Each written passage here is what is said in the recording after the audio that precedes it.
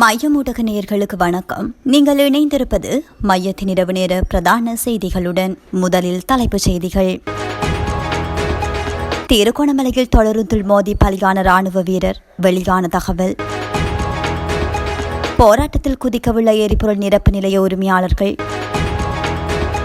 தீவிரமடையும் வான்வெளி தாக்குதலினால் நடுவானில் சுட்டு வீழ்த்தப்படும் ஏவுகணைகள், அபுதாபியில் பற்றி எரியும் ஆலை. இருளில் மூழ்கப் போகும் இஸ்ரேல், ஈரானின் தாக்குதல் வியூகத்திற்குள் முக்கிய 2 மின் நிலையங்கள். அமெரிக்காவுக்கு பேரிழப்பு, சுட்டு வீழ்த்தப்பட்ட மேலும் 3 வானூர்திகள். அணுமின் நிலையத்தில் பெரும் கதிர்வீச்சு கசிவு ஏற்படும் அபாயம், ஈரான் எச்சரிக்கை. திக் நிமிடங்கள், இரவு பகலாக நடந்த சண்டை, 2 நாட்களின் பின் விமானி மீட்பு. ஈரானை வழிநடத்திய ராணுவ தளபதிகள் பலர் பலி, ட்ரம்ப் அதிரடி அறிவிப்பு. தொடர்வன விரிவான செய்திகள்.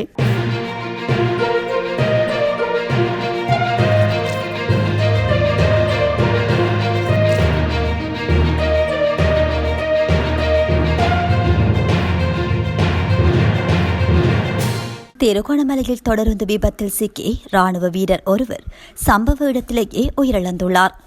கந்தலாய் வென்ராசன்புர பகுதியில் நேற்றிரவு இந்த விபத்து இடம்பெற்றுள்ளது.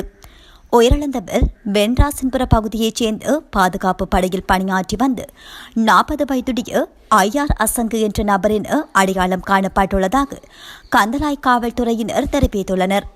குறித்த சம்பவம் தொடர்பில் மேலும் தெரிய வருகையில், நேற்றிரவு குறித்த நபர் தண்டவாளத்தில் நடந்து சென்று கொண்டிருந்த போது திருகோணமலையில் இருந்து கொழும்பு நோக்கி பயணித்த தொடருந்துடன் மோதி உயிரிழந்துள்ளார்.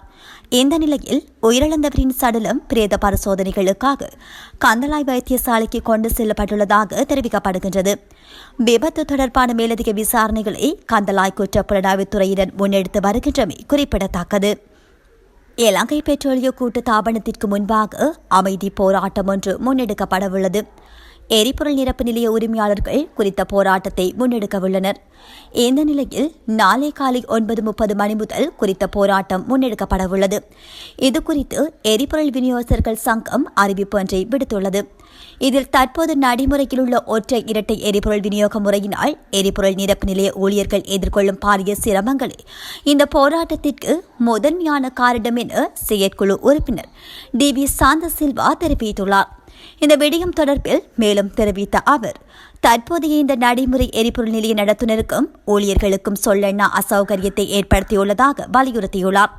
அத்தோடு எரிபொருள் விலை சூத்திரத்தின் கீழ் பெட்ரோலிய கூட்டு தாபனம் மற்றும் பிற நிறுவனங்களுக்கு 6% செயல்பாட்டு லாப வரம்பு கிடைப்பதாகவும், எரிபொருள் நிலைய உரிமையாளர்களுக்கு முன்னதாக 3% கமிஷன் ஒதுக்கப்பட்டிருந்ததாகவும் அவர் குறிப்பிட்டுள்ளார். இருப்பினும் பெட்ரோலிய கூட்டு தாபனத்தின் புதிய நிர்வாகத்தால் இந்த கமிஷன் தற்போது குறைக்கப்பட்டுள்ளதாக அவர் குற்றம் சாட்டியுள்ளார். கூடுதலாக முன்பதிவு செய்யப்பட்ட டீசல் மற்றும் பெட்ரோல் விநியோகத்தில் ஏற்படும் தொடர்ச்சியான தாமதங்கள் மற்றும் விநியோகத்தில் நிலவும் முறையற்ற தன்மைகள் காரணமாக எரிபொருள் நிலையங்களை சீராக நடாத்துவது சவாலாக மாறியுள்ளதாக சில்வா சுட்டிக்காட்டியுள்ளார். இந்த போராட்டத்தின் விளைவாக எரிபொருள் விநியோகத்தில் பாதிப்புகள் ஏற்படக்கூடும் என்பதால் இது நுகர்வோர் மத்தியிலும் கவனத்தை பெற்றுள்ளமை குறிப்பிடத்தக்கது.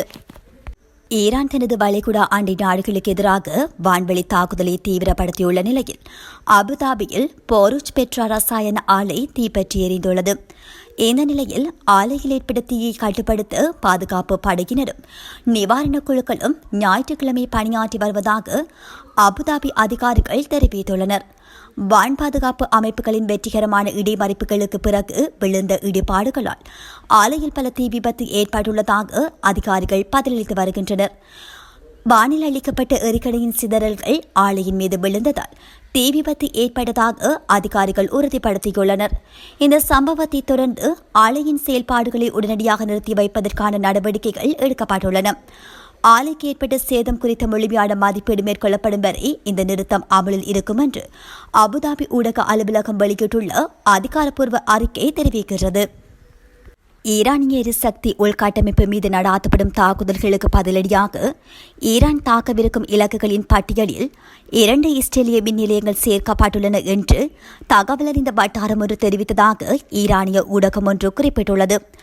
இஸ்ரேல் ஈரானிய எரிசக்தி வசதிகளை தாக்கி தயாராகி வருவதாக ஒரு இஸ்ரேலிய ராணுவ அதிகாரியை மேற்கோள் காட்டி ராய்ட்டர்ஸ் செய்தி வெளியிட்டதை தொடர்ந்து ஈரானில் முடிவெடுக்கும் அதிகாரிகளுக்கு நெருக்கமான வட்டாரங்கள் தஸ்னீம் செய்தி நிறுவனத்திடம் இஸ்ரேலிய ஆட்சிக்கு மின்சாரம் வழங்கும் 2 முக்கிய மின் நிலையங்கள் தாக்குதல் இலக்குகளின் பட்டியலில் சேர்க்கப்பட்டுள்ளன என்று தெரிவித்தன. இந்த முடிவானது தெஹ்ரானின் பதிலடி கொள்கையின் கட்டமைப்பிற்குள் மதிப்பிடப்படுகிறது என்றும் ஈரானின் முக்கிய உள்கட்டமைப்புக்கு எதிராக எந்தவொரு அச்சுறுத்தலுக்கும் பதிலளிக்க தயாராக இருப்பதை குறிப்பதாக தெரிவிக்கப்படுகிறது. முன்னதாக இஸ்ரேல் ஈரானிய எரிசக்தி வசதிகளை தாக்க தயாராகி வருகிறது. ஆனால் அமெரிக்காவிடமிருந்து பச்சை சமிஞ்சைகளுக்காக காத்திருக்கிறது என்று ஒரு மூத்த இஸ்ரேலிய ராணுவ அதிகாரி சனிக்கிழமை தெரிவித்ததாக ராய்ட்டர்ஸ் செய்தி வெளியிட்டது. அடுத்த வாரத்திற்குள் இதுபோன்ற தாக்குதல்கள் நிகழ வாய்ப்புள்ளது என்று அந்த அதிகாரி மேலும் தெரிவித்தார். அமெரிக்க ஜனாதிபதி டொனால்டு டிரம்ப் ஈரானுக்கு 48 மணி நேர கெடு விதித்ததை தொடர்ந்து இந்த கருத்துக்கள் வெளியாகியுள்ளன. ஈரானால் சுட்டு வீழ்த்தப்பட்ட விமானத்தின் 2வது விமானியை தேடும் நடவடிக்கையில் ஈடுபட்ட அமெரிக்காவின் மற்றொரு விமானத்தையும் 2 உலங்கு வானூர்திகளையும் சுட்டு வீழ்த்தியுள்ளதாக ஈரானிய கதம் அல் அன்பியா மத்திய தலைமையகத்தின் செய்தி தொடர்பாளர் இன்று தெரிவித்தார். இந்த நடவடிக்கையின் விளைவாக பல எதிரி விமானங்கள் அளிக்கப்பட்டதாகவும் இதன் விளைவு அமெரிக்காவுக்கு ஏற்பட்ட மற்றொரு அவமானகரமான தோல்வி என்று கூறிய அவர் 1980 ஏப்ரலில் தோல்வியடைந்து ஆபரேஷன் ஈகிள் கிளவுடன் இதனை ஒப்பிட்டார். சுட்டு வீழ்த்தப்பட்ட விமானங்களில் 2 பிளாக் ஹாக் உலக வானூர்திகள் மற்றும் ஒரு C-130 ராணுவ போக்குவரத்து விமானம் ஆகியவை அடங்கும் என்றும் அவை அனைத்தும் தெற்கு இஸ்பஹானில் தாக்கப்பட்டு எரிந்த நிலையில் விடப்பட்டதாகவும் அவர் தெரிவித்தார். இந்த நிலையில் மத்திய ஈரானில் சுட்டு வீழ்த்தப்பட்ட அமெரிக்க விமானங்களின் படங்கள் வெளியாகியுள்ளமை குறிப்பிடத்தக்கது. ஈரானின் ஒரு செயல்பாட்டு அணுமின் நிலையமான புஷர் அணுமின் நிலையத்தை இலக்கு வைத்து நடாத்தப்பட்ட தாக்குதல்களால் பெரும் கதிர்வீச்சு கசிவு ஏற்படும் அபாயம் உள்ளதாக ஈரான் எச்சரிக்கை விடுத்துள்ளது. ஈரானின் புஷர் அணுமின் நிலையத்திற்கு அருகே அமெரிக்கா மற்றும் இஸ்ரேல் படைகள் இணைந்து தாக்குதல் நடாத்தியுள்ளமை சர்வதேச அளவில் பெரும் பதற்றத்தை உருவாக்கியுள்ளது. இந்த தாக்குதல் தொடர்பாக ஈரான் வெளியுறவுத்துறை அமைச்சர் அப்பாஸ் அராக்ஷி ஐநா பொதுச் செயலாளர் அந்தோனியோ குட்ரஸுக்கு அவசர கடிதம் ஒன்றை அனுப்பியுள்ளார். இந்த கடிதத்தில் இந்த தாக்குதலின் காரணமாக அணுமின் நிலையத்தில் கதிர்வீச்சு கசிவு ஏற்படும் நேரடி அச்சுறுத்தல் ஏற்பட்டுள்ளது என்றும் அணுசக்தி நிலையங்கள் மீதான இத்தகைய தாக்குதல்கள் ஈரான் நாட்டை மட்டும் பாதிக்காது எனவும் குறிப்பிட்டுள்ளார். இது ஒட்டுமொத்த மத்திய கிழக்கு பிராந்தியத்திற்கும் மனித மற்றும் சுற்றுச்சூழல் ரீதியாக மிக பேரழிவை ஏற்படுத்தும். இத்தகைய நடவடிக்கைகள் சர்வதேச பாதுகாப்பு விதிகளுக்கு முரணானது என்பதையும் அவர் சுட்டிக்காட்டினார். இந்த நிலையில் பிப்ரவரி மாதத்தின் பிற்பகுதியிலிருந்து அணுசக்தி தொடர்பான தளங்கள் மீது நடாத்தப்பட்டதாக பதிவான பல தாக்குதல்களை அமைச்சர் பட்டியலிட்டார். அதன்படி மார்ச் மாதம் 1ஆம் தேதியன்று ஈரானின் நடன்ஸ் அணுசக்தி நிலையம் 2 தனித்தனி தாக்குதல்களில் தாக்கப்பட்டதுடன் மார்ச் மாதம் 17ஆம் தேதியன்று புஷர் அணுமின் நிலையத்திலிருந்து சுமார் 350 மீட்டர் தொலைவில் அமைந்துள்ள ஒரு கட்டிடம் தாக்கப்பட்டது. மார்ச் மாதம் 21ஆம் தேதியன்று நடன்ஸ் அணுசக்தி நிலையத்திற்கு இருந்த பல இடங்கள் மீது குண்டுவீச்சு நடாத்தப்பட்டதுடன் மார்ச் மாதம் 24 அன்று புஷர் அணுமின் நிலையத்தின் சுற்றுவட்டார பகுதியில் ஒரு தாக்குதல் நடாத்தப்பட்டது. மார்ச் 27ஆம் தேதியன்று புஷர் அணுமின் நிலையம் 3வது முறையாக தாக்கப்பட்டதுடன் கோண்டாப் கனநீர் உற்பத்தி நிலையம் தாக்கப்பட்ட நிலையில் ஷாஹித் அஹ்மதி ரோஷன் யுரேனியம் பதப்படுத்தும் தளம் குண்டுவீச்சுக்கு உள்ளானது. இந்த நிலையில் செயல்பாட்டில் உள்ள புஷர் ஆலைக்கு அருகில் மீண்டும் மீண்டும் நடாத்தப்படும் தாக்குதல்கள் குறிப்பாக மிகவும் கவலை அளிப்பதாக அவர் மேலும் தெரிவித்தமை குறிப்பிடத்தக்கது. F-15 போர் விமானம் சுட்டு வீழ்த்தப்பட்டதை தொடர்ந்து காணாமல் போன அமெரிக்க விமானி 2 நாட்களுக்கு பிறகு அதிரடி நடவடிக்கை மூலம் மீட்கப்பட்டுள்ளதாக அமெரிக்க அதிகாரியை மேற்கோள் காட்டி சர்வதேச ஊடகம் செய்தி வெளியிட்டுள்ளது. கடந்த வெள்ளிக்கிழமை F-50 ஸ்ட்ரிக் ஈகிள் வகை விமானத்தை ஈரான் ராணுவம் தாக்கி வீழ்த்தியிருந்தது. அதில் ஒருவர் மீட்கப்பட்டிருந்தார். இன்னொருவர் காணாமல் போன நிலையில் அமெரிக்க மிக விரைவான தேடுதல் மற்றும் மீட்பு பணியை தொடங்கியது.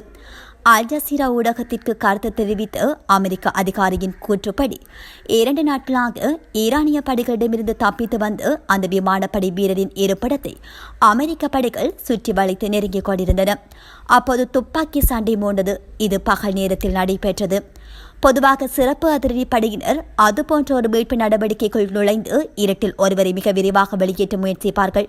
இது பல மணி நேரம் நீடித்ததாக எங்களிடம் தெரிவிக்கப்பட்டது. ஜனாதிபதி டிரம்ப் பின்னர் அந்த மீட்பு பணியின் பல விவரங்களை உறுதிப்படுத்தியதோடு அந்த விமானப்படை வீரர் மீட்கப்பட்டு விட்டதாகவும் அவர் ஒரு கர்னல் என்பதை உறுதிப்படுத்தி உள்ளமை குறிப்பிடத்தக்கது. தெஹ்ரான் மீது நடாத்தப்பட்ட தாக்குதல்களில் ஈரானி தூரநோக்கற்ற முறையில் வழிநடத்திய பல ராணுவ தளபதிகள் கொல்லப்பட்டுள்ளதாக அமெரிக்க ஜனாதிபதி டொனால்டு டிரம்ப் தெரிவித்துள்ளார். டொனால்டு டிரம்ப் தனது சமூக வலைதள பக்கத்தில் பதிவிட்டுள்ள குறிப்பொன்றிலேயே இதனை குறிப்பிட்டுள்ளார். தெஹ்ரான் மீது நடாத்தப்பட்டு கடுமையான தாக்குதல்களில் மேலும் பல இலக்குகள் அளிக்கப்பட்டதாகவும் ஜனாதிபதி மேலும் சுட்டிக்காட்டியுள்ளார். அந்த பதிவில் இரவில் ஒரு நகரத்தின் வானுயர கட்டிடங்களை ஒழுதச் செய்யும் வெடிப்புகளை காட்டும் ஒரு காணொலி இடம்பெற்றிருந்தது. ஆனால் அந்த ராணுவ நடவடிக்கை எப்போது நடைபெற்றது என்று குறிப்பிடப்படவில்லை. எனினும் இந்த தாக்குதல் தொடர்பாக ஈரான் அரசாங்கம் இதுவரையில் எவ்வித உறுதிப்படுத்தலையும் அல்லது மறுப்பையும் வெளியிடப்படவில்லை என்பது குறிப்பிடத்தக்கது. இத்துடன் மையத்தின் இரவு நேர பிரதான செய்திகள் நிறைவு பெறுகின்றன. நன்றி.